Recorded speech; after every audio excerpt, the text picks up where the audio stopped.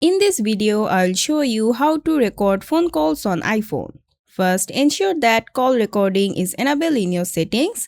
Tap on Settings, scroll down and tap on Apps. Find the call recording toggle and enable it. If you do not see the option, check whether you are in a restricted country where call recording is unavailable. Now go back and dial a call from the phone app, or you can record incoming calls as well. Here I am getting a call in banner style layout. After you accept the call, tap on the three dots icon and select call recording. To instantly start recording the phone call, if you are using the lock screen or full screen call style, you can accept or dial a call, tap on more option, and then tap on the call recording option to start recording.